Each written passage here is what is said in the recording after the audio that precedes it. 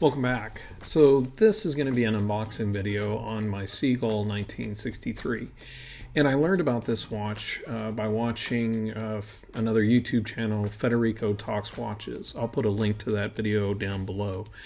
And in that video, he talks about the Seagull and the history. And it was an interesting history that, here's a watch company in Switzerland, it goes bankrupt, gets purchased, or the machining gets purchased by the Chinese so that they can build Swiss quality watches in China.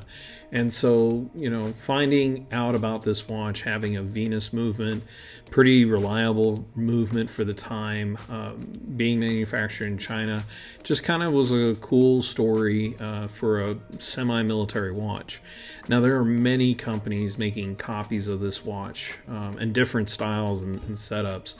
And what you're looking at is a version that is similar to the original at 38 millimeter. It has a plastic cover, but what's really cool is it has an extra large exhibition back on the watch where you can really get to see all of the interesting gears and activities. This watch came with two bands, as you can see in the video, but I didn't like either one of them. The NATO, I enjoyed the color, but it covered the exhibition back. So I searched out strapco.com and found a really great compromise for a sort of leather looking greenish military strap that I can put onto this watch that would really let me enjoy the exhibition back. This is my first mechanical watch that I have to wind. It's also my first chronograph.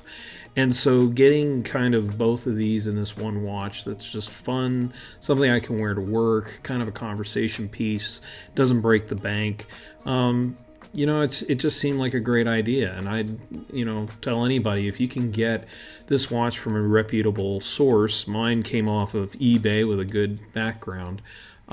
It's a fun watch to own. It's Federico's right. This is one of the, unsung heroes of the mechanical watch industry. And yeah, it's Chinese, but if that doesn't bother you, and the color and the look, the blue hands and the champagne face, all in all, just a really great watch to own. And I may get rid of it down the road.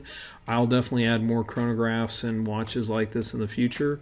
But for now, having a great time with this watch. Hope you enjoyed the unboxing, and like, subscribe, and see you in the next video.